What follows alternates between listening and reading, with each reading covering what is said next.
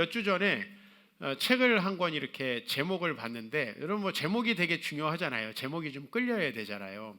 어떤 죽음이 삶에게 말했다라는 책을 보게 됐어요. 근데 이게 보니까 의사 선생님이 쓴 책이더라고. 지난주에 이 책을 그래도 무슨 내용인지 한번 좀 보고 싶은 생각이 들어서 이 책을 펼쳤는데, 이 저자는 김범석이라는 서울대 종양내과 전문의이시고요. 이분이 이제 병원 생활을 하시면서 자기가 체험했던 환자, 특별히 이제 아무래도 암으로 죽어가는 이런 환자들을 보면서 쓴 책이 바로 이제 어떤 죽음이 삶에게 말했다. 뭔가 이 죽어가는 사람들의 그 모습 속에 우리가 살면서 생각해야 될 교훈들이 들어있는데, 이거를 아주 이 의사 선생님이 이 글솜씨가 좋으시더라고요. 우리에게 써줬어요. 거기에 이제 제목이 쫙 있어요. 그 환자들마다 제목이 쫙 있는데, 너무 열심히 산 자의 분노라고 하는 그 제목으로 글이 시작됩니다. 이 환자는 가난한 그 농가의 8남매 중에 첫째로 태어났는데, 부모님이 공부하는 걸 아주 반대를 해가지고 농사를 짓고 동생들을 뒷바라지를 해라 이렇게 했는데, 너무 공부하고 싶고 또 자기 인생을 잘 살고 싶어서 홀로 주경야독하면서 대학에 합격하게 되고요. 또 등록금을 혼자 다 일하면서 노동하면서 벌어가지고 졸업을 하는, 그럼 어떻게 보면 참 7, 80년대에 많은 우리 선배들이 그렇게 하셨죠. 사실 여기 읽으면서 좀 우리 아버지 생각이 났어요. 저희 아버지도 고향에서 공부 안 시켜주니까 혼자 이제 출가 비슷하게 나오셔가지고 객지 생활을 하면서 고생을 많이 하셨는데, 이분이 이제 이렇게 대학을 졸업하고 열심히 직장 생활을 하고 그래서 외국계 기업의 임원까지 이렇게 오르셨어요. 그런데 이제 거기에서 암이 이제 발견돼가지고 수술을 하게 됩니다. 이 수술을 하고 항암 치료를 한 3년간 하면서도 직장을 빠지지 않았다고 그래요. 그 항암 치료를 다 몸으로 이겨가면서 직장에 나가서 직장생활 충실히 하고, 회식 자리에서 술만 먹는 거, 술 먹는 것만 빼놓고 나머지 일들은 다 그대로 하면서 병을 이겼대요. 그런데 결국은 이제 항암제를 써도 잘 안 되고 재발을 해가지고 치료가 불가능한 상태. 그리고 제가 이제 이번에 이 책을 읽으면서 알게 됐는데, 이 항암제도 다양하게 있고 이 항암제 중에서는 의료보험이 안 되는 항암제도 있다는 걸 이제 이 책을 읽으면서 알게 됐는데요. 그래서 이제 의료보험 안에 있는 항암제를 쓰다가 그 항암제가 잘 안 들으니까 이제 새로운 돈이 아주 비싼 항암제들을, 의료보험이 안 되는 항암제들을 쓰면서 했는데도 이제 암의 크기가 줄어들지 않아가지고 의사 선생님이 불러서 이 환자에게 이야기를 하게 돼요. 이제는 죽음을 준비하셔야 될 것 같다고. 근데 거기서 너무나 화를 내면서 정말 그 눈이 살기 어린 표정, 이 책에 그렇게 나와요. 살기 어린 눈으로 의사 선생님이 쓴 글로 그대로 표현하면은 칼이 있었으면 나를 찔러 죽였을 것 같다라고 하는 그런 표정을 가지고 이 의사에게 화를 낸 다음에 모든 의료 그 기록들을 가지고 다른 병원으로 갔다가 결국은 동일한 대답을 듣고 다시 와서 이제 조금 치료를 더 하다가 결국은 이제 치료가 안 돼서 호스피스로 옮겨서 죽은 이야기예요.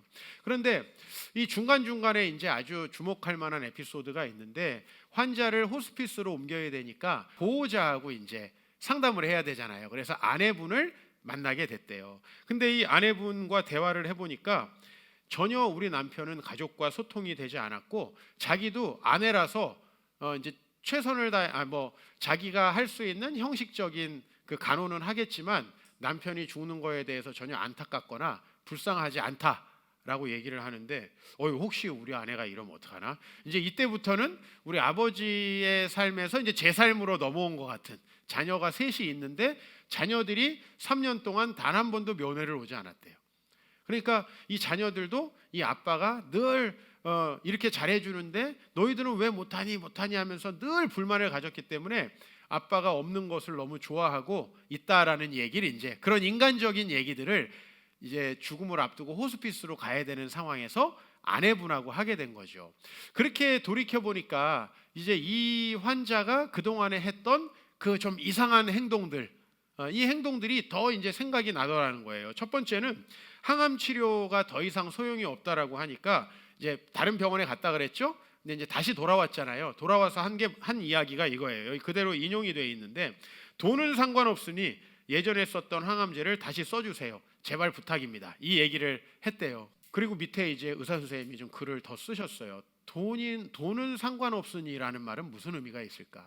나는 그동안 열심히 살아서 돈은 이렇게 많다는 얘기를 하는 것일까? 내가 이렇게 부자니까 나는 그래도 훌륭한 사람이다. 그리고 나는 절대로 이 돈을 써가지고 나 자신을 살릴 것이다. 뭐 어떤 표현이었는지 모르지만 이 말이 굉장히 기억이 남는다면서 책에 쓰고 있고요.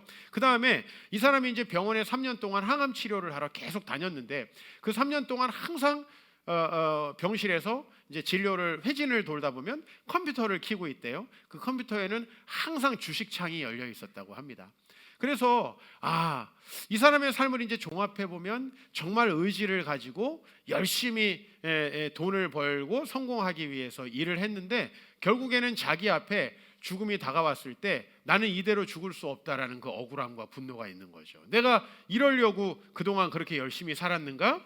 그렇게 하다 보니까 가족들과는 전혀 소통되지 않고, 가족이 심지어 아빠와 남편이 죽는다는데도 전혀 슬퍼하지 않는 그런 이제 가정이 되었고요. 결국에는 이 또 의사 선생님이 하나 더 기록해 놓은 건 뭐냐면은 3년 동안 자기가 진료를 했는데 단 한 번도 감사하다는 말을 한 적이 없대요. 이 환자가. 이 사람이 그래서 이제 이 환자가 결국은 호스피스로 옮겨지게 되었고요. 그리고 거기에서 몇 달 후에 죽었다라고 하는 그 소식이 전해졌대요. 그 소식이 전해졌을 때 이제 의사 선생님께서 마음속으로 그 사람에 대해서 마지막으로 질문하고 싶은 게 있다면서 그 내용을 마무리하고 있는데, 이렇게 질문하고 싶었다고 합니다. 당신은 무엇을 위하여 그렇게 열심히 살았습니까? 당신은 무엇을 위하여 그렇게 열심히 살았습니까? 가족들도 당신이 죽음을 전혀 슬퍼하지 않을 정도로, 그리고 그 항암 치료하고 자기의 생사가 앞에 놓인 상황 속에서도 주식 차트를 들여다보면서 무엇을 위하여 그렇게 열심히 살았습니까? 라고 질문하고 싶었다라고 하면서 이 내용이 이제 마무리되고 있습니다. 참 공감되는 내용이 많았어요. 그리고 저도 제가 집에 있으면 아이들이 불편해하지 않을까? 아빠가 없는 것이 더 편하지 않을까라는 생각을 가끔 해보는데, 이렇게까지 심하진 않더라도 뭐 저도 비슷한 50대로 접어드는 거 아닌가 그런 생각도 들고요. 이 환자가 이제 50대 환자인데, 그리고 저도 사실은 뭐 대학 등록금을 벌어가면서 정말 열심히 살았는데 나와 이 사람의 차이는 무엇이고, 또 나는 죽는다면은 이 사람이 죽을 때에 그 분노한 것처럼 그런 반응, 또 주변 가족들은 그냥 행복하지까지는 안 해도 뭐 죽으면 어쩔 수 없지, 뭐 우리는 뭐 별 문제 없어, 뭐 이런 식의 반응을 하는 이런 죽음을 내가 죽지 않을 수 있다면 그것은 무엇인가라는 생각을 좀 해봤고요. 또 이렇게 젊었을 때 부모님의 반대를 무릅쓰고 혼자 나와서 주경야독하면서 공부하면서 열심히 살았는데, 그럼 우리 아버지의 삶과 이 사람이 다른 점은 무엇인가라는 거예요. 먼저 좀 말을 하자면, 참 살아가다가 우리 교회 성도들 참 열심히 사세요. 너무너무 힘들게 사세요. 그리고 전심전력을 다해서. 근데 정말 그렇게 살지 않고 인생을 허비하고 게으른 사람들 보면 인생에 내가 선배로서 참 안타까운 생각이 들고, 요즘에 이 아이들이, 요새 저희 아이들하고 다른 점은 뭐냐면, 제가 아이들을 키워보니까 우리 때는 장래 희망 해가지고 자기가 써서 내는 게 전부였어요. 근데 요새는 아이들에게 직업 적합도 검사도 학교에서 다 그 전 국민을, 전 학생들을 세금 내서 해주고요. 아이들의 성격 유형 분석도 해주고요. 이걸 다 해줘요. 그런데 지금 청소년들을 보면 꿈이 없고 내 달란트가 무엇이며 미래에 어떻게 살아가야 되는지 전혀 관심 없는 애들이 태반이에요. 이게 돈으로 되고 성취도 검사를 하고 상담을 한다고 되는 게 아니구나라는 걸 제가 정말 많이 느낍니다. 이 사람은 의지도 강했고 성공하고자 하는 그 열심도 있었어요. 그런데 무엇을 위하여 그렇게 열심히 살았습니까? 라고 할 때 그 무엇이 우리 아버지와 나하고는 조금 달랐겠구나. 제가 참 이 사람이 안타깝게 느껴진 건 저하고 성격이 비슷한 것 같아요. 저하고 성격이, 내가 아마 예수를 안 믿었으면 이렇게 됐을 것 같다라는 생각이 이 글을 읽으면서 들었고요. 그래서 남 같지 않았고요. 좀 안타까운 생각이 2배, 3배로 많이 들었던 것 같아요. 그러면서 우리가 정말 하나님 나라라는 그 가치를 빼놓는다면은 우리가 살 수 있는 최선의 삶이 이런 삶이 아닐까.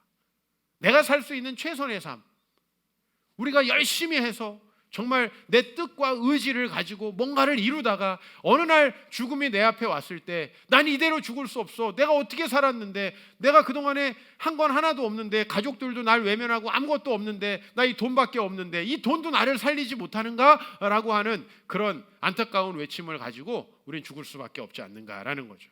그러면서 오늘 이 사람의 글을 읽으면서 사도 바울의 삶이 겹쳤어요.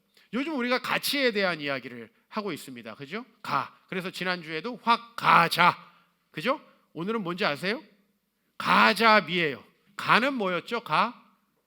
가치죠. 가치. 무엇이 가치 있는 것인가? 그 가치. 지난주에는 확신을 가지고 가치를 우리가 배우고 훈련하고, 그 다음에 자는 뭐였어요? 자신에게 적용하자. 자신만의 할 수 있는 일들, 하나님 나라라는 가치를 배웠다면 그 가치를 위해서 내가 무엇을 할 것인가, 내가 지금 상황에서 할 수 있는 일은 무엇인가. 근데 제가 여러분들이 소그룹 나눔들을 보면서 생각난 것은 이제 미자를 여기다가 덧붙여야 되겠다라는 생각을 하게 됐어요. 이 미자는 뭐냐면 미쳐야 한다라는 거죠. 미쳐야 한다. 자, 사도행전 20장 24절 오늘 본문에 이런 말씀이 있습니다. 내가 달려갈 길과 주 예수께 받은 사명 곧 하나님의 은혜의 복음을 증언하는 일을 마치려 하면은 나의 생명조차 조금도 귀한 것으로 여기지 아니하노라. 아까 그 환자가 그렇게 분노하고 절망했던 이유는 생명을 잃어버린 거기 때문에요. 그런데 거꾸로 말하면 이 사람은 생명을 바쳐서 할 만큼 고귀한 가치를 위해서 살지 못했던 거예요. 이해 가시죠? 그러니까 우리는 언젠가 생명이 끝나요. 이 생명이라는 건 뭐랑 똑같냐면 큰 이 드럼통에 있는 수도꼭지에 물을 태어날 때부터 트는 것과 똑같아요. 어쨌든 이 물은 언젠가 다 쏟아지고 우리 인생은 끝납니다. 여러분들이 자고 있어도, 또 여러분이 뭔가 아무것도 안 하고 게으름을 피고 있어도 이것은 계속 흘러나와서 끝날 수밖에 없어요. 우리가 죽기 전에 더 가치 있는, 생명보다 더 가치 있는 일들에 투자해야 되는데 바로 사도 바울이 그런 거예요. 이 내가 하나님의 은혜의 복음을 증거하는 일을 마치려 하면은 나의 생명조차 조금도 귀한 것으로 여기지 아니하노라. 광인이죠. 미쳤죠. 그런데 여러분 잘 생각해 보세요. 사도 바울이 이렇게 가치 있는 것을 발견한 것 너무 행복한 거 아니에요? 사실은 가치 있는 어떤 걸 발견하고 아까 그 사람이 이 열심 있는 인생을 살았다면 저는 아마 훨씬 더 고귀한 죽음을 죽었을 것이고 많은 것들을 남겼을 것 같아요. 근데 가족들마저도 아이고 아빠 남편 없으면 좋겠다. 왜 인생이 이렇게 됐나요? 이렇게 열심히 살면서 얼마나 억울할까요? 그것은 바로 진정한 가치 있는 것을 발견하지 못했기 때문이죠. 이 사람은 거꾸로 미치도록 열정적으로는 살았어요. 근데 뭐가 없어요? 가자가 없어요. 진정한 가치 있는 것을 찾아서 자신이 할 수 있는 것을 찾아야 되는데 이 가치가 없으니까 그냥 세상 사람들이 볼 때 그 돈 벌고 성공하는 일, 남자들이 거의 대부분의 남자들이 그냥 그걸 바라보고 사는, 그것을 바라보고 살았는데 결국 그것이 이 사람의 죽음에는 분노만을 남겨놨다는 거예요. 분노. 이런 삶을 우리가 대부분이 살게 되지 않습니까? 그래서 여러분 사도 바울은 그 가치 있는 것을 발견했고 그 가치 있는 것을 위해서 자기가 할 수 있는 일은 뭐죠? 자기의 사명, 하나님의 은혜의 복음을 증거하는 일. 그죠? 이게 각자에게 좀 다르겠죠. 그죠? 그러나 그 일이에요.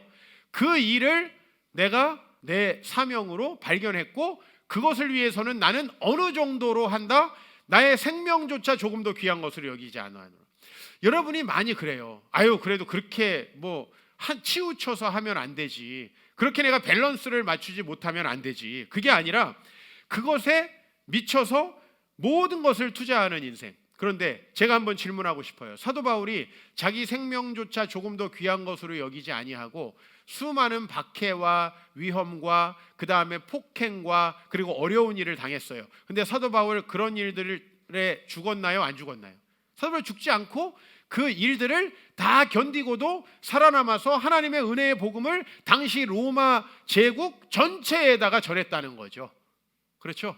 자, 안 죽으려고 해서 사람이 안 죽어요? 반대로 말하면 죽는다고 해서 죽어요? 그렇지 않거든요. 여기서 여러분 이 밸런스가 얼마나 거짓말이라는 것을 여러분이 알아야 됩니다. 그래서 사도 바울은 생명보다 소중한 것을 소유한 인생이다. 따라해 봅시다. 생명보다 소중한 것을 소유한 인생이다. 사도 바울은 목숨을 뭐 별것도 아닌 일에 버리는 뭔 신앙생활을 목숨을 걸고 해.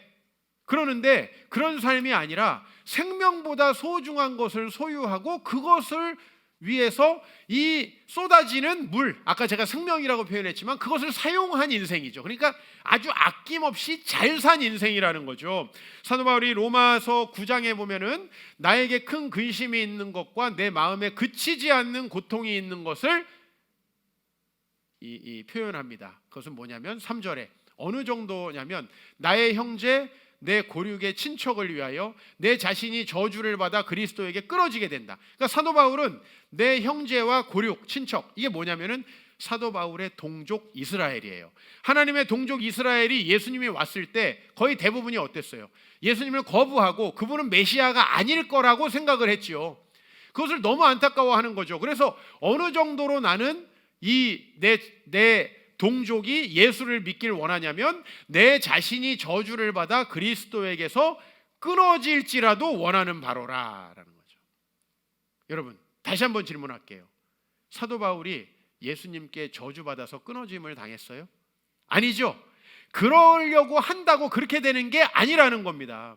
제가 과거를 기억해봐요. 우리 교회가 세워질 때 우리 개척 멤버가 헌금한 것보다요 저희 교회를 이제 세워지게 하기 위해서 외부에서 저희 교회를 도와줘서 헌금한 것이 5배 정도가 됐어요.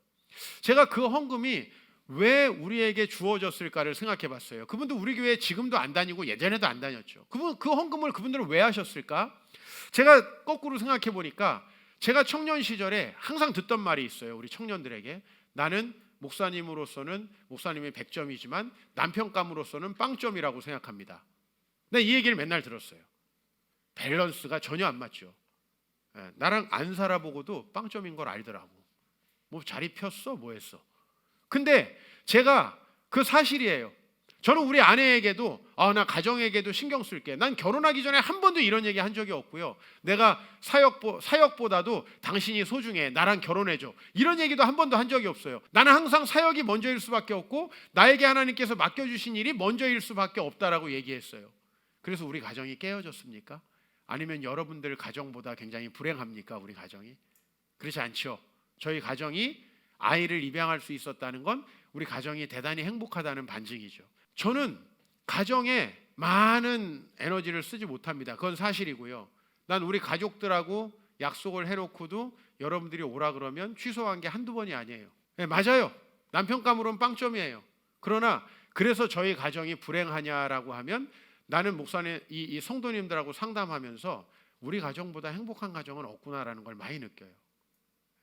그렇게 가정을 소중히 여기고 돈을 소중히 여기고 세상 것을 소중히 여기는데 그것 때문에 행복한 사람 단 한 명도 발견하지 못한다는 거죠. 이게 제가 너무 안타까운 점이에요. 제가 항상 얘기하죠.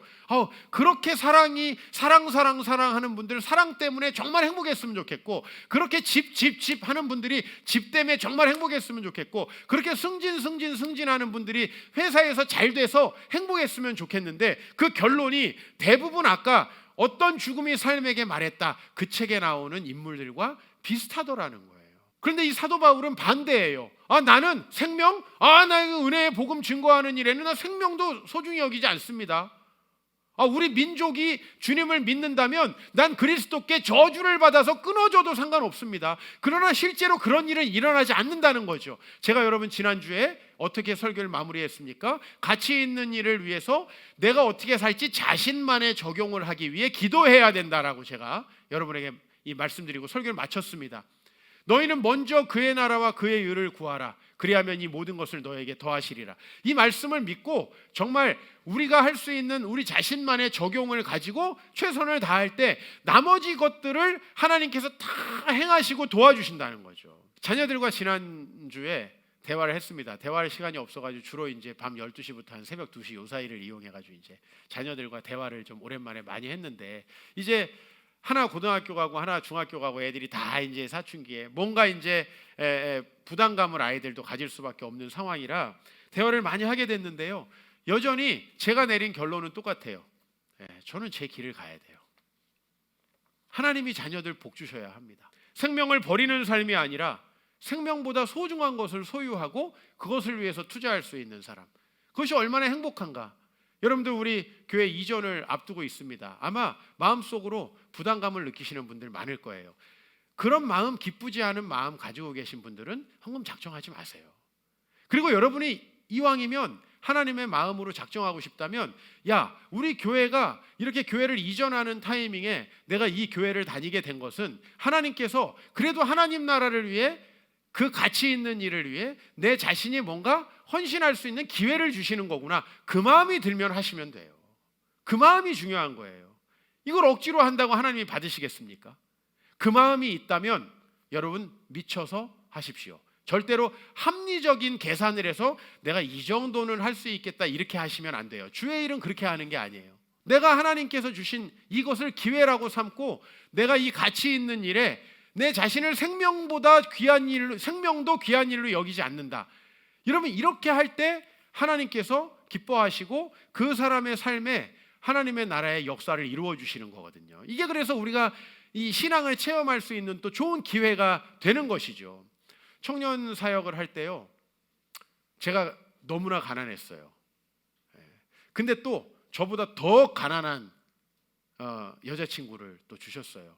또 떠나지도 않아가지고 3년 있다 결혼을까지 하게 됐어요. 저는 결혼도 준비해야 되고 우리 아내 용돈도 줘가면서 이 신대원 생활을 해야 되는 아주 힘든 상황에 있었어요. 사실 청년들에게 밥을 사주고 뭐 돈이 없다 그러면 지갑에서 돈을 꺼내주는 일은 많이 하지 못했어요. 그래 저에게 있는 것은 시간이더라고요. 우리 아내 일주일, 2주일에 한 번씩 분식집에서 만나면서 정말 청년들에게 많은 시간을 투자했던 것 같아요. 인생이 힘들고 어렵다 그러면 무조건 집에 불러가지고 재우면서 밤새도록 얘기 들어줬던 것 같아요. 근데 그 중에 그래도 고마움을 잃지 않고 있는 이제 친구들이 지금 이제 조금씩 사회에서 자리를 잡고 있어요. 저에게 가끔 가다가 어려운 사람 도와주세요. 돈을 보내줘요. 우리 교회를 다니지 않더라도.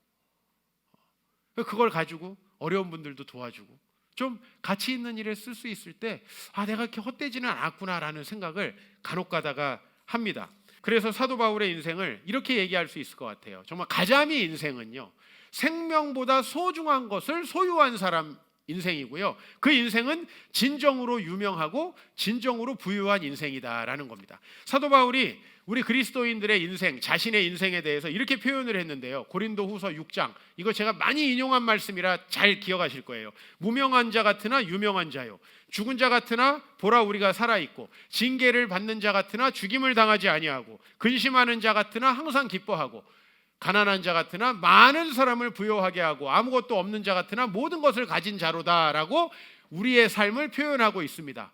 여러분, 제가 한번 예를 들기 위해서 여러분들에게 이런 질문을 해볼게요. 유재석하고 저는 동갑내기입니다. 유재석이 유명합니까? 제가 유명합니까? 저는 정말 무명한 사람입니다. 어젯밤에 제가 수술하고 나서 처음으로 이제 다른 교회에 가서 설교를 했어요. 제가 재작년에 가서 설교했던 청년분인데, 이 청년들이 작년에 수련회를 한다고 저를 초청을 했는데 제가 다른 곳과 시간이 겹쳐서 못 갔습니다. 근데 올해 수술하고 병원에 누워 있는데 카톡이 왔어요. 목사님 올해 수련회 오실 수 있냐고. 근데 날짜가 2월 20, 어제가 며칠입니까? 23일? 21일? 19일? 뭐 그래가지고 이게 애매한 거예요. 내가 그때 가서 설교할 수 있을까? 하나님 그 날짜까지 몸 맞춰주세요. 저 갑니다. 가서 어제 얘기했더니 되게 이제 미안해 하더라고. 내가 사실 수술실에서 이거 받았다. 문자 받았다. 근데 내가 작년에 못 왔기 때문에 어쩔 수 없이 온다. 어제 제가 딱 교회 가가지고 이제 잠깐 말씀을 준비하고 있는데 옆에 어떤 자매가 지나갑니다. 저에게 안녕하세요 그래요. 이렇게 되게 밝은 표정으로. 그래서 난 처음 보는 사람인데 그랬더니 목사님 저 유튜브 구독자예요. 그러면서 유튜브 구독자래요. 그래서 목사님 보니까 연예인을 보는 것 같대요. 나 유재석이야. 그래서 제가 어제 무슨 생각을 했냐면, 이 설교를 제가 다 준비해 놓은 상태잖아요. 무슨 생각을 했냐면, 아니 내가 그 무한도전 보면서 스트레스 풀려고 하는 그 사람들에게 인기 있어서 뭐하나? 안 그래요 여러분? 세상의 즐거움과 쾌락을 찾는 사람들에게 제가 잘 알려져 있으면 뭐하나요? 아니 돈 버는 데는 좀 좋을 수도 있어요. 아니 내가 그 걸그룹 아이들 보면서 그 아이들 통해서 관음증을 해결하는 그 아재들에게 내가 인기 있으면 뭐합니까? 아니 여러분 무슨 유튜브 먹방을 보면서 막 열광하는 그 사람들에게 내가 인기 있으면 뭐합니까? 최근에 어떤 방송을 보는데 이 어떤 좀 자그만하고 귀여운 이렇게 자매가 방송에 나왔어요. 난 처음 보는 자매인데 대단히 유명한 유튜버라고 하더라고요. 그러면서 그 자매가 또 중국 사람인데 한국말도 되게 잘하더라고요. 무슨 유튜버인가 들어가 봤더니 구독자가 300만이 넘어요. 유튜브 들어가 보진 않았어요. 이제 제목만, 동영상 제목을 보니까 3kg 소고기 3kg 먹기, 라면 30개 한 번에 먹기, 이런 거예요. 여러분 30개를 30명이 먹어야지. 그거를 나눠주는 유튜브라면 내가 보겠어요. 근데 그게 구독자가 300만이라는 겁니다. 이 세상에 인기가 얼마나 의미가 없고 가치가 없냐면, 나는 어제 그 친구가 제가 설교를 마치고 나서 이제 집에 왔더니 저에게 카톡으로다가 인사를 보냈어요. 그러면서 하트를 이따만하게 보내면서 너무 사랑합니다, 감사합니다, 그러면서 우리 교회 와주셔서 너무 감사합니다 하면서 너무 어제 말씀 잘 들었다고 해요. 한 명이 딱 얘기했어요. 저는 굉장히 무명한 자입니다. 그래서 나는 정말 하나님의 말씀을 찾는 그 영적 노마드들 중에서 누군가 한 사람에게만 알려줘도 괜찮습니다. 제가 작년에 말씀드렸죠. 제가 뭐 아프리카 TV 하면서 별풍선 받는 사람은 아니죠. 그러나 저희 유튜브를 통해서 매일매일 제 말씀을 들으면서 너무 인생에 도움을 받고 있다고 텍사스 어스틴에 살고 있는 한 형제가 매월 100불 해서 1년치 1200불을 저에게 후원금으로 보내준 적이 있습니다. 작년에. 한 명이면 됐죠. 그 이상한 거 하고 옷 벗어서 100만 원, 1000만 원, 1억 별풍선 받는 거, 그게 무슨 의미가 있습니까? 그 사람들이 돈을 아무리 벌든 나는 그게 전혀 부럽지 않습니다. 그러나 사도 바울은요, 굉장히 가난하고 아무것도 없었으나 사도 바울이 이 어느 지역에 흉년이 들었다라고 얘기하면 다른 지역에 있는 교회에서 큰 헌금을 해서 이 지역을 도왔습니다. 그러면 되는 거 아닙니까? 그게 진짜 부유한 거지. 그리스도인은 하나님 나라의 가치에 미쳐 있는 사람입니다. 그래서 때로는 세상의 반대에 부딪힙니다. 제가 지금까지 살아오면서 하나님께서 원해서 시키신 일은 반대를 제가 경험하지 않은 일들이 없습니다. 다 반대합니다. 내 주변에 있는 내가 사랑하는 사람들이 다 반대합니다. 저의 결혼부터 또 저의 교회 개척부터 제가 하는 모든 사역, 교회 일을 이전하는 이 일에 이르기까지 제가 반대에 부딪히지 않고 한 일은 없습니다. 그러나 하나님이 하시는 그 일이라면 저는 할 수밖에 없고요. 그것이 어떤 희생을 치르더라도 할 수밖에 없어요. 그런데 제가 이 환자처럼 이제 저도 50대가 됐는데 제가 만약에 죽음의 선고를 받는다면 나는 어떨까라는 생각을 한번 해봤습니다. 난 이렇게 화가 나지는 않을 것 같습니다. 어차피 내가 가야 하는 천국, 아마 우리가 순서가 좀 다르겠지요. 그러나 우리는 하나님의 나라를 위해서 최선을 다했다면 그것이 그렇게 힘들고 어려운 인생은 아닐 것이다 라는 것입니다. 이것이 바로 진정으로 부유한 인생이죠. 여러분, 미치기 위해서 제가 이 미친다라는 단어를 보니까 최근에 봤던 책 한 제목이 떠오릅니다. 이 책은 그냥 자기계발서니까 여러분들이 전혀 뭐 읽어볼 필요는 없는 책인데요, 제목이 되게 도전적이에요. 한 번이라도 모든 것을 걸어본 적이 있는가라는 책이에요. 한 번이라도 모든 걸 걸어본 적이 있는가. 부제가 뭔지 아세요? 사람들은 최선을 다했다고 자기를 속인다. 저 이게 제목만 엄청나게 묵상을 했어요 이번 주에. 한 번이라도 모든 걸 걸어본 적이 있는가? 못 걸었겠죠. 왜? 그렇게 가치 있는 일은 아니니까. 아니면 혹시 헛된 일에 그렇게 우리 인생을 걸지는 않았는가? 그리고 우리는 최선을 다하지 않았으면서도 최선을 다했다고 자기를 속이고 있는 거 아닌가? 여러분, 아무것도 미치지 않는 인생은 살 가치가 없는 인생이에요. 잘못된 것에 미친 인생은 아까 그 환자처럼 너무나 분노와 그리고 좌절만 남는 인생이 되고 맙니다. 그러나 내가 진정으로 가치 있는 일에 내 자신에게 적용된 그 삶에 내가 내 인생을 투자할 수 있다면 그것은 얼마나 복되고 아름다운 인생인가. 여러분 그것을 찾으셔야 됩니다. 어느 날 호련히 분명히 우리의 삶에 브레이크가 확 걸리는 일들이 생길 수밖에 없습니다. 그 가치 있는 일을 여러분이 찾지 못하고 이 수많은 시간을 보낸다면 여러분 여러분의 인생의 수돗물이 다 흘러내려서 끝나버린다면 너무 안타깝죠. 가치 있는 일에 최고의 가치에 미치는 삶은 정말 아름답다. 아름답다. 사도 바울의 인생을 봤을 때 너무 아름답다. 수많은 위험에 노출됐지만 하나님이 다 구해주시고 내 자신이 저주를 받을지라도 나는 우리 민족이 구원받기를 원한다라는 그 사도 바울의 소원을 이루어 주시고 수많은 사람들을 구원하신 그 역사들을 볼 때요, 여러분 우리가 얼마나 이 사도 바울을 참 우리 마음의 멘토로 삼을 수밖에 없지 않습니까? 오늘 말씀을 마치면서 여러분에게 예전에 했던 이야기에 좀 속편을 해드릴 수 있을 것 같습니다. 제가 예전에 이 옥수동에 있는 옥수중앙교회라는 교회를 여러분에게 소개해드린 적이 있습니다. 기억 안 나시는 분들이 많을 거예요. 이 교회가 뭘로 유명하냐면 그 지역에는 이 산동네에 어렵게 홀로 살아가는 노인분들이 굉장히 많습니다. 이 교회에서 2000년부터 그 노인들에게 안부 우유를 배달하기 시작했어요. 매일마다 365일 우유를 배달하는 거예요. 그게 명절이든 뭐 주일이든 상관없이. 왜? 노인들은 혼자 있다가 고독사를 하거나 아파서 밥을 못 먹어도 누가 와서 돌아보는 사람이 없어서 고통당하는 사람이 요즘에 굉장히 많잖아요. 그래서 뭐 지자체에서는 이런 거 하죠. 혼자 사는 노인들에게 CCTV 달아주고 안 움직이면 찾아가고. 그렇죠? 근데 거기를 매일마다 우유를 배달한 거예요. 여러분 우유만 배달했겠습니까? 떡도 배달했겠죠? 그죠? 반찬도 배달했겠죠? 때로는 밥도 배달했겠죠?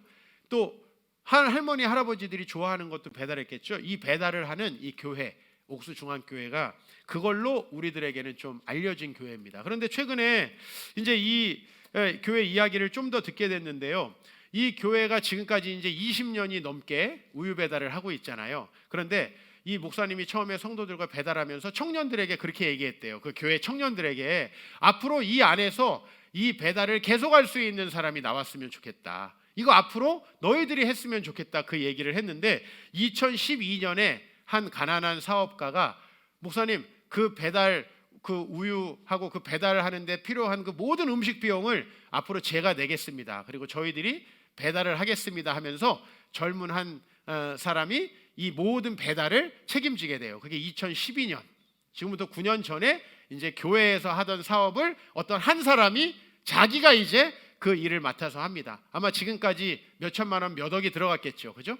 9년이 됐으니까 매일매일 그 많은 분들에게 우유만 배달하지 않았을 테니까 얼마나 돈이 많이 들었겠어요. 이 배달을 하던 분은 어떤 분이냐면 그 교회 다니는 한 권사님의 아들인데요. 이 아들은 4살 때 이 가난하게 살던 엄마가 아이를 안고서는 연탄을 갈다가 연탄 아궁이에 이 아이가 빠진 거예요. 그래가지고 발에 화상을 입어가지고 이 아이가 걷지 못하고 장애인이 될까봐 너무나 고통스러웠는데 기도하면서 이 아이가 그래도 건강하게, 물론 이제 화상 자국은 있지 않을까 생각이 들어요. 그러나 이제 잘 회복되었고 이 권사님의 믿음을 받아서 이 청년이 이제 열심히 우유 배달을 하면서 이제 이 교회를 섬기고 있었는데 이 청년이 하게 된 사업이 후에 아주 놀라운 성공을 거두게 돼가지고 작년에 이제 우리나라에서 최초로요, 더 기빙 플래지라고 하는 그 자선단체가 있습니다. 세계의 가장 부유한 사람들만 이렇게 상대로 그 사람들의 재산을 사회에 환원하도록 이렇게 하는, 그래서 여기에 지금까지 204명이 이제 회원으로 가입을 했고요. 이들이 낸 기부금이 560조. 지금까지 204명이 560조를 기부했다 그래요. 근데 여기에 우리나라에 딱 한 사람이 작년에 가입을 했는데 삼성도 아니고 현대도 아니고 바로 이 청년, 우유를 2012년에 배달하기 시작했던 이 두 발이 어렸을 때 아궁이에 빠졌던 이 청년이 5천억을 이제 기부하면서 더 기빙 플래지라고 하는 회원에 우리나라에 최초로 들어갔다고 하는데 바로 이 사람이 이제 작년에 독일에다가 이 배달의 민족 기업을 판 김봉진 회장입니다. 저는 모르겠어요. 요즘에 뭐 배달의 민족은 아마 독과점이다, 말이 많고 뭐 이런저런 댓글들이 달려 있는 거 제가 알고 있어요. 그러나 뭐 이 기업이 나중에 어떻게 되는가는 상관없고, 지금은 이제 이 김봉진 회장하고 아무 상관이 없는 기업이 돼버렸지만은 이 사람이 아내와 상의해서 5천억을 기부할 수 있었다는 것 또한 너무나 놀랐고요. 이 배달의 민족이라는 이름이 어디서 왔냐? 바로 그 우유 배달하던 호용진 담임 목사님의 그 사역을 보면서 이 배달의 민족이라는 이름이 나오게 됐다는 거죠. 그래서 제가 배달의 민족이라는 그 앱에 이번 주에 처음 들어가 봤어요. 저는 이제 앱으로 뭐 이게 뭘 하는 사람이 아니고, 또 지금도 여전히 배달은 못 해요. 배달 못 시켜요. 저는 그런 테크닉이 없어요. 근데 거기에 너에게 밥을 보낸다 이렇게 써 있더라고요. 근데 이게 바로 할머니들에게, 여러 할아버지들에게 우유와 밥과 음식들을 배달하던 데에서 그 영감을 받아서 지어진 이름이라고 하니까 참 색다른 느낌이 들고, 많은 사람들이 주님 나라의 가치에 이렇게 어려울 때부터 투자해가지고 참 배달의 민족같이 똑같은 복을 받지는 않겠지만 이런 놀라운 복을 받았으면 좋겠다라는 생각이 정말 제 마음에 들더라고요. 여러분, 우리 교회 성도님들 뭐 젊다면 젊고 뭐 나이 먹었다면 나이 먹은 겁니다. 그죠?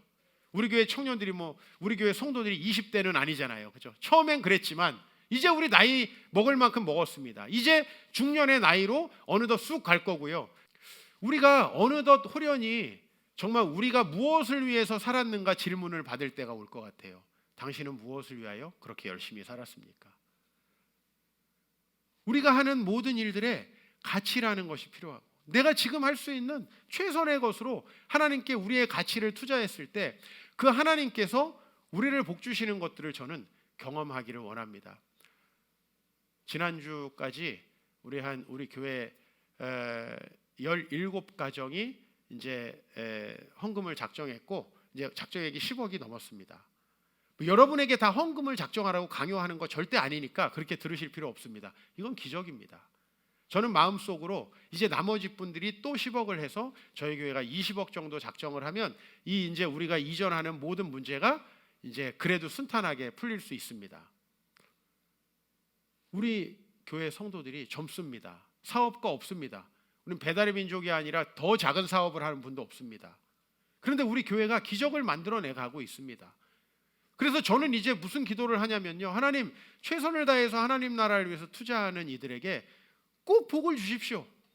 하나님의 말씀이 이루어지게 하십시오. 먼저 그 나라와 그 의를 구하는 자들, 거기에 미쳐서 살아가는 사람들에게 정말 이 모든 것을 더해서 축복하신다고 하는 하나님의 놀라운 역사들을 보여주십시오 라고 하는 그 기도를 간절히 하지 않을 수 없어요. 여러분, 우리는 돈을 이야기하는 것도 아니고 가치를 이야기하고 있는 것입니다. 우리가 하나님 앞에 가치 있는 인생을 살면 하나님께서 반드시 우리를 축복하신다. 여러분의 과거를 한번 보십시오. 가치 없는 일에, 세상 것들에 열심히 살아서 여러분 행복하셨나요? 그 세상 것들을 여러분 바라보고 있을 때 여러분의 정신은 온전하셨습니까? 우리 하나님을 바라보면서 그 가치 있는 일이 어떤 일인지 저는 모릅니다. 여러분이 각자가 기도하면서 정하실 일입니다만은, 아직도 이제 우리 교회가 가야 될 길은 멀고, 이제 우리가 예배당 하나 이제 확정되어서 6월 첫 주부터 방배동에서 예배를 드리게 됩니다. 여러분, 이왕 하나님 앞에 여러분이 가치를 바라보며 뭔가 투자를 하고 싶으시다면 미치시길 원합니다. 그랬을 때 저는요, 내가 우리 아내에게 한 번도 나는 가정이 우선이고 나는 가정 때문에 뭘 포기할 수 없다라고 내가 얘기한 적 없지만요, 하나님께서 우리 가정과 또 우리 저를 비롯해서 제 동생들과 또 우리 교회를 사랑하시고 도와주시는 것들을 보면 제가 참 그 하나님을 느끼지 않을 수 없고 눈으로 볼 수 없는 그 하나님을 만지지 않을 수 없는 그런 경험들을 저에게 주십니다. 여러분, 하나님 나라를 위해서, 그 최고의 가치를 위해서 사도 바울과 같이 그 가치를 찾고 자신의 사명을 발견하고 거기에 미치는 이런 가자미 인생이 되면요, 여러분, 하나님께서 이 모든 것을 더하시리라 라고 하는 축복을 저에게 주시리라 믿습니다.